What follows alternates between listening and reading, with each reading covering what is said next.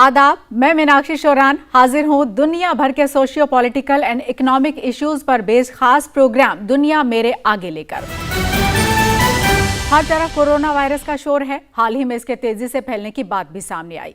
Asia में corona virus और ज्यादा तेजी से फैल रहा है और दुनिया भर की भी बात करें तो कोरोना वायरस से मौत के जो मामले हैं वो भी बढ़ रहे हैं। चीन में 5 जनवरी को कोरोना वायरस से एक शख्स की मौत हुई थी और इस वायरस के तेजी से फैलने की वजह से भारत सरकार ने दिल्ली, मुंबई, कोलकाता हवाई अड्डों पर चीन से जो आने वाले मुसाफिर हैं उनकी एहतियातन थर्मल स्कैनर के जरिए जांच करने के हुक्म दिए थे। इस वायरस से एहतियात के तौर पर जो कदम उठाए जा रहे हैं उसी को देखकर यह समझना आसान है कि यह कितना खतरनाक हो सकता है। लेकिन सवाल फिर भी ये उठता है कि आखिर ये होता क्या है कोरोना वायरस, इसके सिम्टम्स जो हैं वो कैसे पहचाने जा सकते हैं, साथ ही क्या कोरोना वायरस एक इंसान से दूसरे इंसान में भी फैलता है। इसी पर बात करने के लिए हमारे साथ स्टूडियो में मौजूद हैं 2 खास मेहमान। माइक्रोबायोलॉजी के प्रोफेसर हैं डॉक्टर BL शेरवाल, वो हमारे साथ मौजूद हैं। सर बहुत स्वागत है, वेलकम टू द स्टूडियो। और दूसरे जो हमारे एक्सपर्ट हैं वो हमारे साथ मौजूद हैं श्री गंगाराम अस्पताल के MD डॉक्टर चांद वातल। सर आपका भी वेलकम है स्टूडियो में। और डॉक्टर चांद वातल, पहला सवाल भी मैं आप ही से जानना चाहूंगी। सबसे पहली बात तो यह है कि वाई चाइना में हम इस वायरस को इतना तेजी से फैलता हुआ क्यों देख रहे हैं? बिकॉज ऑफ सी फूड कुछ लोगों ने कहा, बिकॉज ऑफ नॉनवेज कुछ लोगों ने कहा। क्या यही कारण है या कुछ और रीजंस हैं चाइना में इसके फैलने के? ये हमें पता है कि चाइनीज़ के जो खान पान की चीज़ें हैं वो हमारे से काफ़ी भिन्न है, काफ़ी देशों से काफ़ी भिन्न है। जो उस एशिया, साउथ ईस्ट एशिया के लोग हैं उनके खाने में काफ़ी पदार्थ जो हैं, नॉन वेजिटेरियंस जो भी हैं वो हर किस्म का सेवन करते हैं। तो उनमें जो वायरसेस हैं भिन्न भिन्न किस्म के वायरसेस हैं जो कि they can jump from one race to another. So as a result exposure in that community is much more. जब वो एक्सपोजर ज़्यादा उस एरिया में होगा तो ये हकीकत हो सकती है कि कोई नया वायरस वहाँ से पैदा हो जाए जिसका कि म्यूटेशन हो गया हो और जो कि हमारे काबू में पहले कभी था ही नहीं और हमारे में कभी उसका संक्रमण हुआ ही नहीं। तो इसलिए एक नाइव पॉपुलेशन है जिसको कि कोई भी इसका इंसल्ट पहले नहीं था, तो उसमें इसका संक्रमण सबसे ज़्यादा होगा और फैलने का रीज़न भी होगा। तो this is one of the reasons why it is from that kind of world. पहले भी जो हमने देखा सार्स वगैरह देखा, अदर देन मर्स जो that came from Saudi areas, the Arabic world, but जो इससे पहले सार्स वगैरह देखा गया वो भी वहीं से आया। It came from Guangdong, from their town. अब ये वुहान से है। So most likely it appears that it is something to do जो कि एग्जॉटिक चीज़ें हमारे हिसाब से एग्जॉटिक है, उनके हिसाब से एग्जॉटिक नहीं है, जो जिनका वो सेवन करते हैं। जी डॉक्टर शेरवाल, जो आपसे मैं समझना चाहती हूँ वो ये कि जैसा हम बात कर रहे हैं कि फूड हैबिट्स अलग हैं, लेकिन वो आज से अलग नहीं हैं, वो तो बहुत लंबे समय से अलग ही हैं उनकी। लेकिन क्या ये कुछ ग्लोबल चेंजेस आते हैं, कुछ वहाँ के जो लोकल एनवायरनमेंट है उसमें कुछ चेंज आता है, या कुछ ऐसा अचानक से हो जाता है कि जिसको बहुत दिन तक तो समझा ही नहीं जाता है? वो एक बड़ा रीज़न आप इसके पीछे देख रहे हैं कि, और क्योंकि फिर अलग अलग जो नाम है वो हम बीमारियों की इस तरह से देखते सुनते हैं। नहीं, जहाँ तक बात है कोरोना वायरस की, ये आज कोई पहला अभी नई वायरस नहीं है। 1960s में पहली बार कोरोना वायरस को आइडेंटिफाई किया गया था। जैसे डॉक्टर चांद वातल ने कहा कि टाइम टू टाइम वायरसेस का म्यूटेशन होता है depending on the circumstances and conditions. जो ये कोरोना वायरसेस हैं बेसिकली ये पाए जाते हैं जो उनके नेचुरल होस्टेज हैं, जैसे बैट है, कैमल है, स्नेक्स है। तो वहाँ जो है, क्योंकि चाइना में ये जो वाइल्ड एनिमल्स हैं वो आम तौर पर रूटीन में उनके डाइट का पार्ट हैं। और इन जनरल जब भी हम बात करते हैं कि जो चीज़ एनिमल्स में है वो ह्यूमन में कैसे आ गया, तो एक तरीका तो ये है कि उनके सेवन से उनका जो है ना, हम अगर उनको जो खाते हैं और उसको अगर रॉ मीट खाते हैं या फिर उनके टच करने से एक दूसरे को जा सकता है। यहाँ पर अगर ऐसा होता, जैसे अभी आपने जो बताया कि चाइना में पहला केस हमारा 5 तारीख को डेथ हुआ, इसके साथ ही जो अलार्मिंग बात हुई कि जब ये देखा गया कि जो लोग उस सी फूड मार्केट में गए उनमें ये पाया गया, राइट। लेकिन जब ये ऐसे व्यक्तियों में पाया गया जो वहाँ गए नहीं, तो वो एक अलार्मिंग सिचुएशन थी कि इसका मतलब ये है कि वो वहाँ विजिट नहीं किए, उसके बाद भी इंसानों में पाया गया जी। तो इसका मतलब ये है कि वो ह्यूमन टू ह्यूमन जो फैलता है बीमारी, वो एक कंसर्न है। और इसीलिए जो है वो सारे जो हमारे आपने बताया कि हमारे कंट्री में भी जो एहतियातन जो थर्मल स्क्रीनिंग और जो एहतियात लिए गए हैं वो basically human to human transmission को रोकने के लिए एक प्रक्रिया है और जो समय रहते हमको शुरू कर देनी चाहिए। और इस मामले में मैं भारत सरकार का वो कहूँगा, बल्कि हर गवर्नमेंट का, कि टाइमली बहुत अच्छे से जो है वो एक मैयर जो लेने चाहिए वो ले रहे हैं। बिल्कुल, प्रिकॉशंस जो हैं वो अपने आप में एक तरीके से क्योर की तरफ हमको ले जाते हैं, ये कहा भी जाता है अमूमन। लेकिन सिम्टम्स की बात करें डॉक्टर साहब, तो सिम्टम्स क्या क्या हैं? हालांकि हम हिंदुस्तान के नज़रिए से अभी देखें तो उतना ज़्यादा हमको शायद पैनिक करने की तो कम से कम ज़रूरत नहीं है, लेकिन बावजूद उसके भी, क्योंकि कई बार जब आप लगातार देखते सुनते हैं चीज़ों को तो एक पैनिक की स्थिति में आप अमूमन आ जाते हैं।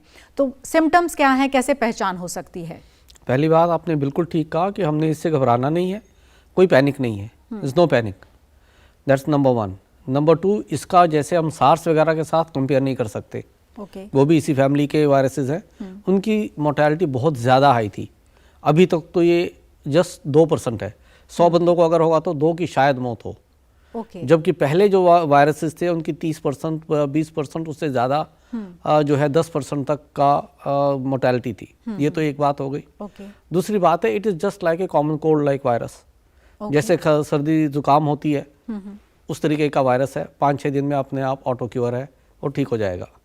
अब इसमें पॉपुलेशन वो आ जाती है जो इम्यूनो कम्प्रोमाइज होती है, एल्डरली होती है, डायबिटिक होती है, या कुछ कोमॉर्बिडिटीज़ होती है, या बच्चे हैं जिनका कि इम्यून सिस्टम इतना अच्छा नहीं है, या जिनको इम्यून सिस्टम की कोई बीमारी है, उसकी वजह से वो उनका संक्रमण ज़्यादा जल्दी हो सकता है और उनका वो ज़्यादा न्यूमोनिया की तरफ ले जा सकता है। ओके। प्रॉब्लम तब होती है जबकि ये निमोनिया और मल्टी ऑर्गन फेलियर की शक्ल ले लेता है, क्योंकि ये वायरस जो है किडनीज पे भी असर करता है। अगर तो ये under control by the defence system नहीं हुआ तो ये रिनल फेलियर भी करता है। तो एक तो निमोनिया कर देगा और दूसरा रिनल फेलियर करेगा। लेकिन ज़्यादातर केसेस जो हैं वो 5 या 7 दिन में ठीक हो जाते हैं। ओके। तो ये ऑटो क्योर भी है, क्योंकि जैसे नॉर्मल फ्लू है ऐसे ये भी एक फ्लू है, it's a flu like virus. जैसे इन्फ्लुएंजा है वैसे कोरोना है, कोरोना वायरस रेस्पिरेटरी वायरसेस है। तो इसलिए इसमें इतना घबराने वाली ऐसी कोई बात नहीं है। सो ओनली हाँ, अवेयरनेस ज़रूर होनी चाहिए, पता होना चाहिए, ताकि आप टाइम रहते उसका इलाज कर पाए जो भी पॉसिबल है, और जो विशेषज्ञ हैं उनसे जो एटलीस्ट आप बातचीत कर पाए और वो आपको सलाह दें। ओके। चाइना से बाहर सर एक डेथ है जो अभी डिटेक्ट हुई है, और 18 कुल मिलाकर ऐसी कंट्रीज़ हैं जहां पर कि इसके जो पेशेंट्स हैं वो डिटेक्ट हुए हैं। तो 18 कंट्रीज़ अपने आप में एक बड़ा नंबर है, और 392 का अभी जो, या नियर बाय 400 हम मान लें, एक डेथ टोल भी आ रहा है। तो ये जो सिचुएशन है और चाइना जिस तरीके के मेजर्स उठा रहा है, हम कितनी अश्योरिटी ले सकते हैं अभी कि वहीं पर जो चीज़ें हैं वो रोक ली जाएंगी, ताकि इसका जो स्प्रेड है, इसका होना जो है वो मिनिमम उसको हम कर पाएँ, सीज़ कर पाएँ, तो वो ज़्यादा अच्छा होगा?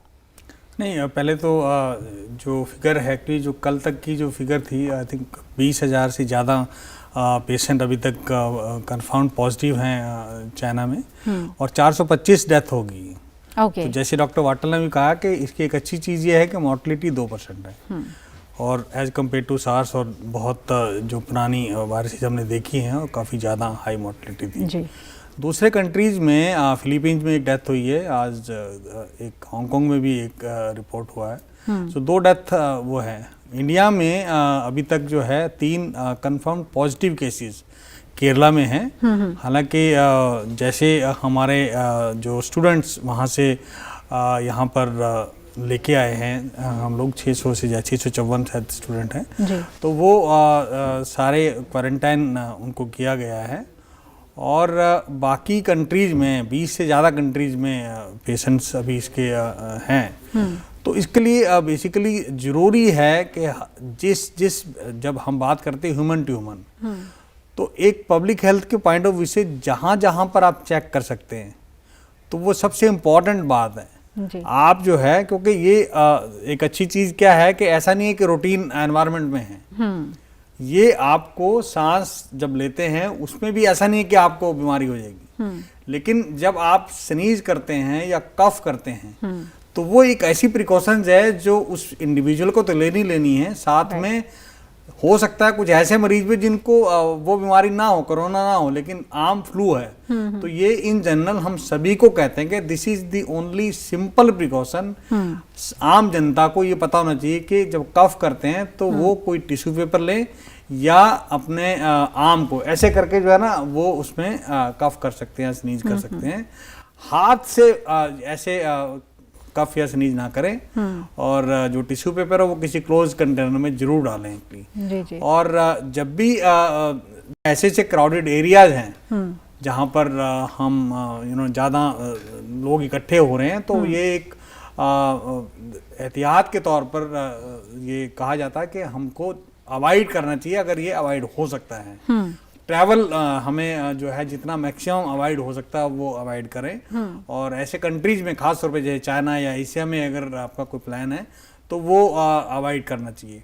तो बेसिकली आपका अपने आप ही ये एक चेक है, और आपने जैसे देखा होगा अगर एयरपोर्ट पे जाओ आप तो वो सारे जो लोग हैं वहाँ कर्मी जो काम करते हैं तो उनको एडवाइज किया गया और है सही कि उनको जो है वो मास्क पहनेंगे। तो उससे यही है कि एक दूसरे से जो कीटाणु है ड्रॉपलेट जो न्यूक्लाई बोलते हैं वो ट्रांसमिट नहीं करेगा। बिल्कुल। मिनिमम 1 मीटर का डिस्टेंस अगर आप रखेंगे जो व्यक्ति बीमार है तो चांसेस हैं कि आपको बीमारी नहीं पकड़ेगी। ओके। तो एक लिए छोटी सी चीजें यही अगर ध्यान रख ले कि जो मरीज है और आप उससे साथ अगर संपर्क में आते हैं, दूसरा जो एक इसके साथ है वो हाथ धोना। बड़ी सिंपल सी चीज है, जब भी आप किसी को टच करें या बेसिकली हाथ मिलाएं, वैसे तो आज की डेट में हम ये कहेंगे कि ये बिल्कुल हिंदुस्तानी कल्चर के लिए बहुत अच्छा है कि आप जो है नमस्कार करिए हाथ मिलाने की जगह। तो इसमें एक अपने आप में जो है इतना जो है कि 1% टू अनदर पर्सन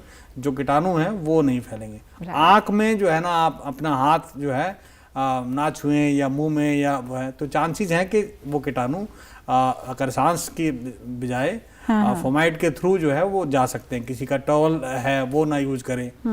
तो बेसिकली एक तरह से ये बैरियर है ये। बिल्कुल। और ये जो पर्सनल हाइजीन से जुड़ी हुई बातें हैं लगभग वो ही आपको फॉलो करना है, कुछ नया करने की जरूरत नहीं है। लेकिन डॉक्टर वातल, अगर WHO ये कहता है कि ग्लोबल हेल्थ इमरजेंसी है तो इसके क्या मायने हैं और उसके दायरे में क्या क्या चीजें आती हैं?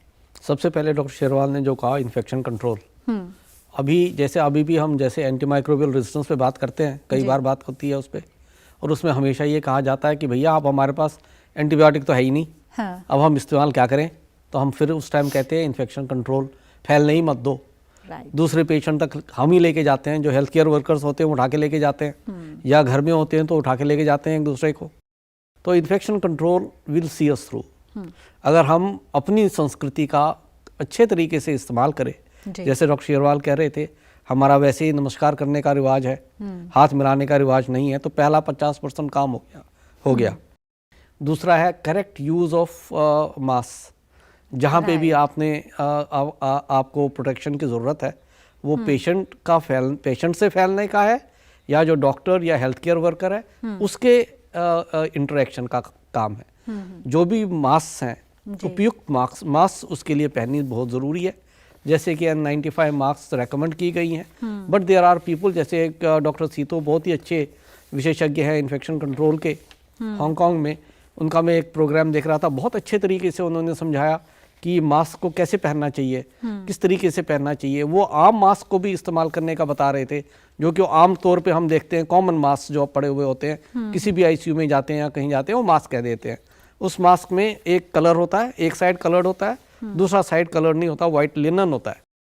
तो यानी कि अगर जो कलर्ड पार्ट है वो प्लास्टिक है, यानी कि इम्परवियस है, उसके बीच में से कुछ नहीं जाएगा।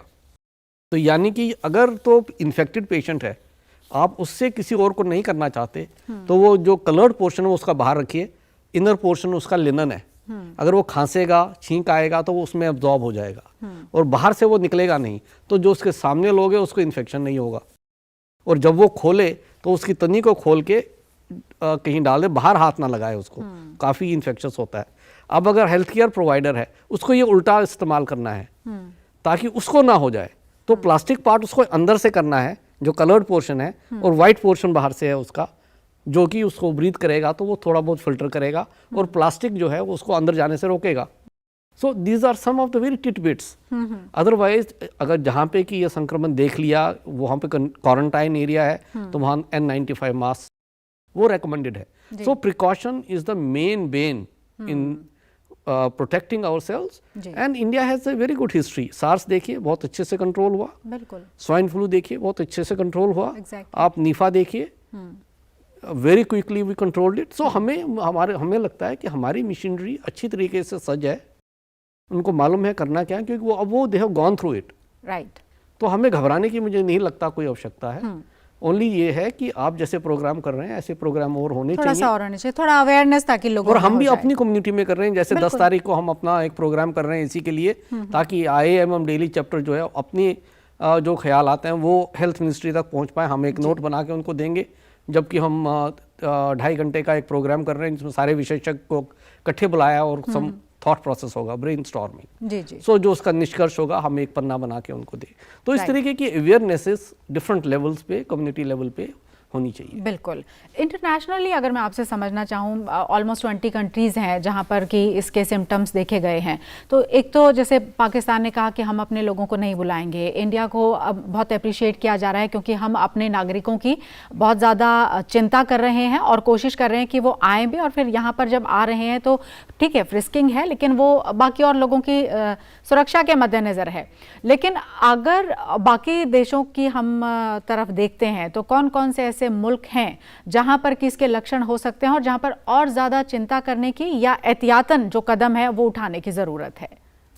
नहीं, इसके लिए कोई बार नहीं है। कोई भी कंट्री जब एक कंट्री से दूसरे कंट्री की बात करें तो एक तो जो एडजॉइनिंग कंट्रीज़ हैं इमीडिएटली, जैसे आपके पास थाईलैंड है, फिलीपींस है, तो यहाँ पर जो है जो कंट्रीज नियर बाई उस एरिया के हैं वो थोड़ा सा जो है क्योंकि आना जाना लोगों का बहुत ज़्यादा रहता है, राइट। और जहाँ पर भी नंबर ऑफ पेशेंट्स जाएंगे, जो कि चाइना गवर्नमेंट ने काफ़ी अच्छे से उसको सील किया गया है उस प्रोविंस को, जो कि public health point of view से बहुत अच्छी चीज़ है। और कोशिश यही करनी चाहिए कि जो पेशेंट हैं, इन्फेक्टेड लोग हैं, उनको कम से कम मोबिलाइज किया जाए from one patient. Sorry to interrupt you, लेकिन बस मेरा जानना यही था कि कोई टोपोग्राफी, कोई क्लाइमेट किसी कंट्री का इसको इसके लिए मुफीद ना हो कि वहाँ पर हो सकता है, क्योंकि बाकी तो मेरे ख्याल से सभी मुल्क ये चाहेंगे कि अपने अपने स्तर पर वो कदम उठाएंगे, लेकिन कोई ऐसा कोई क्लाइमेट या टोपोग्राफी इसको सपोर्ट तो नहीं करता है ना? नहीं, ऐसे क्योंकि ये नया वायरस है तो इस तरह का कोई अभी कुछ भी कहना मुश्किल है। जो भी हम एक नए वायरस की नोवल वायरस इसलिए बोलते हैं कि इसके साथ जैसे जैसे जो हम आइसोलेशन बढ़ेगा और एरिया में, जैसे वहाँ पर तो टेम्परेचर वुहान और प्रोविंस में बहुत कम टेम्परेचर है, और अभी हिंदुस्तान में देखो तो नॉर्थ इंडिया में कम टेम्परेचर है, बट साउथ में आप जाके देखोगे तो यू विल फाइंड के बहुत ज़्यादा हाई टेम्परेचर है जी। तो लेकिन इसका ये है कि जब आप टेम्परेचर की बात करते हैं, आमतौर पर हमें ये लगता है जैसे ही गर्म वो होगा तो ये जो कम होगा। ये नॉर्मल वायरसेस जो हैं, फ्लू वायरसेस हैं, ये ऑटोमेटिकली जो है ये it is known that in the summer वो सस्टेन नहीं करती जो है ना विद दैट टेम्परेचर, तो ये नॉर्मल वो है कि लेकिन ऐसा कोई हम दूसरे नहीं कह सकते गारंटी के साथ ये ऐसा है, क्योंकि अभी नई वायरस है, बट नॉर्मली ऐसा हम कहते हैं कि इसीलिए हॉट क्लाइमेट है तो वहाँ कम होगा। आपकी तरफ से क्या जवाब रहेगा sir? Is there any country जहाँ पर जैसे वुहान से ये फैला और भी देश हैं जो कि सी फूड या इस तरह के फूड के ऊपर बैंक करते हैं, तो क्या वहाँ पर चांसेस थोड़े से हाई हो जाते हैं rather than rest of countries? हो सकता है, जैसे आप कह रहे हैं, आप इसको लिंक करने की कोशिश कर रहे हैं, लेकिन जैसे डॉक्टर शेरवाल ने कहा, इट्स ए न्यू वायरस, हमें इसके बारे में ज़्यादा ज्ञान नहीं है। और बड़ा अजीब है कि इसका ये यूजुअली जो है एनवलप्ड वायरस होता है, इसमें कवर होता है, कोट होता है इसमें वो है ही नहीं। ओके। तो यानी कि हम इसका इलाज कहाँ करें, हमारे पास वैक्सीन भी कहाँ बनाएं। वैक्सीन यूजुअली हम एनवलप को ये करते हैं कि ये अटैच ही नहीं होगा तो इसका वैक्सीन बना दे, इसके वहीं पे एंटीजन्स वगैरह होते हैं, इसका वो है ही नहीं। ओके। तो that makes it more dangerous कि इसका वैक्सीन तभी है ही नहीं, अभी तो कोई वैक्सीन ही नहीं है, कोई इलाज नहीं है कि वो जो भी ड्रग्स हैं वो एनवलप वगैरह उस पर वर्क करते हैं, वो कहाँ करें। So it's a very unique, तभी इसका नाम ही नॉवल दिया गया है। जब तक इसके बारे में समझ में आएगा, सब कुछ आएगा कि इसका करें क्या, किस तरीके से ये बिहेव करेगा, इसलिए अराउंड द वर्ल्ड ये कहना कि कहीं और नहीं होगा बड़ा गलत होगा। और अभी तो ह्यूमन टू ह्यूमन ट्रांसमिशन पता लग ही गया, पहले शुरू हुआ तो बताया होगा ही नहीं। ये वही लोग हैं जो वहाँ उस मार्केट में गए और वहाँ से वही लेके आ गए, राइट। उसके बाद फिर ये स्प्रेड करना हो गया and thousands of people. So इसके बारे में अटकलें लगाना थोड़ा गलत होगा as on today. Right. As the days will pass, हमें इसके बारे में ज़्यादा पता लगेगा, शोध ज़्यादा होगा तो चीज़ें सामने आएंगी, तो ज़्यादा तरीके से पता लगेगा। जी जी।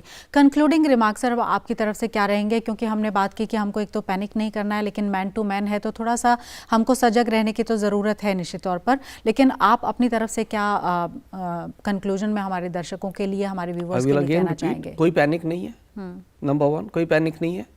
वी आर वेल इक्विप्ड, अगर गॉड फॉरबिड ऐसी कोई स्थिति होती भी है, अच्छे खासे क्वारंटीन सेंटर्स बना दिए गए हैं, क्योंकि आएगा तो वहीं से आएगा। अभी तो यहाँ डिनोवो कोई केस नहीं है, इसलिए उसकी कोई चिंता नहीं हमें। तो एनवायरनमेंट को अगर कोई पोल्यूट करेगा या ये करेगा from people coming from abroad wherever they have been with in contact, जो कि केस डेफिनेशन ही है, तो उससे वो तो बहुत ही मिनिस्क्यूल है, कीपिंग इन व्यू कि हमारी कितनी लार्ज कंट्री है। तो इसलिए हमें ट्रांसमिशन पे ध्यान देना है जो भी पॉसिबल है, जो कि अभी हो रहा है। तो इसलिए कोई घबराने की कोई बात नहीं है। So what we should be aware, जी जी, हमें पता होना चाहिए कि क्या हो रहा है। तो अवेयरनेस डॉक्टर शेरवाल एक की है एक तरीके से, अगर हम कहें तो आपकी तरफ से कंक्लूजन में आप क्या कहना चाहेंगे, मैसेज क्या रहेगा आपकी तरफ से? मैसेज मैं यही देना चाहूँगा लोगों को कि हमारी जो सरकार है, दिल्ली सरकार हो या सेंटर की सरकार हो या सभी स्टेट की सरकार, बहुत अच्छे से इसमें सक्षम है इस तरह की परिस्थिति से टैकल करने के लिए जी। लेकिन मैं हमेशा ये मानता हूँ कि खाली सरकार के ऊपर डिपेंड मत करें।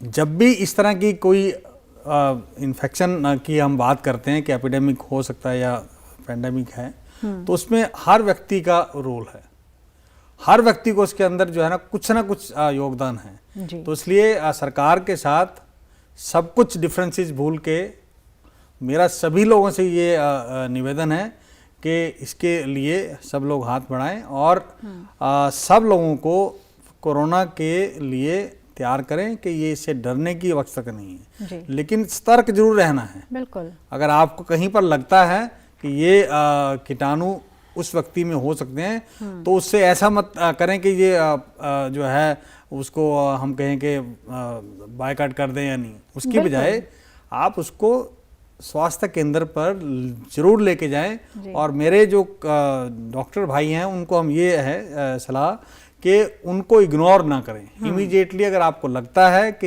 ये सिम्टम मिलते जुलते भी हैं अगर कोरोना वायरस से, तो उनको एडमिट करें। एडमिशन बहुत ज़रूरी है इसके अंदर, क्योंकि वो पेशेंट सडनली अगर आपका है इमीडिएटली डिस्ट्रेस में जा सकता है। बिल्कुल। एंड वी में लूज और ऑर्गन लॉस जो है डिसफंक्शन हो सकते हैं। तो इसलिए इसमें यह है कि हमारे मेडिकल फैटर्निटी को कि उनको इग्नोर ना करें और वहीं पर इलाज करें और इमीडिएटली नोटिफाई करें, ताकि उसको अगर जरूरत पड़े तो उनको फिर आइसोलेशन वार्ड में भेजें और वहाँ पर इलाज कराएं। ऐसा नहीं है कि कोई इमीडिएटली हर आदमी है कि नहीं हम यहाँ हमारे पास इलाज नहीं है इसका, तो आप जाएं। इलाज इसका यही है कि आप इसको आइसोलेट करें ताकि दूसरे लोगों में ना फैले। वो भी आपका दायित्व है, मेरा दायित्व है, सबका दायित्व है। बिल्कुल। और अगर ऐसा नहीं समझा जाता तो शायद जो हमारे हिंदुस्तानी भाई बहन जो वहाँ पर मौजूद थे चाइना में, उनको वापस लाया जाना, सोचिए कितना मुश्किल होता। एयरलाइंस अगर मना कर देती, एयर इंडिया ये कह देती कि क्योंकि ये फैल रहा है मैन टू मैन तो हम नहीं लेकर जाएंगे, तो कितनी बड़ी दिक्कत परेशानी हो सकती थी। लेकिन तारीफ करनी होगी उस स्टाफ की भी जो आगे बढ़ता है, हमेशा मदद करता है। और अगर कोई वायरस इन्फेक्ट इन्फेक्टेड है तो भी विद ऑल प्रिकॉशंस उसको वापस लेकर आता है। बहुत बहुत शुक्रिया डॉक्टर साहब, आप आए स्टूडियो में वक्त निकाल कर। धन्यवाद आपका डॉक्टर शेरवार। डॉक्टर वातल, आपका भी बहुत बहुत धन्यवाद। थैंक यू सो मच कि आपने वक्त निकाला और स्टूडियो में आप आए। तो फिलहाल आज की पेशकश में इतना ही, और इस प्रोग्राम में अगर आप अपनी राय भेजना चाहते हैं तो ज़रूर भेजिएगा, और उसके लिए हमारा ईमेल आईडी हम आपको बता देते हैं, ddurduspecials@gmail.com। और अब पूरी टीम को इजाज़त दीजिए। आदाब।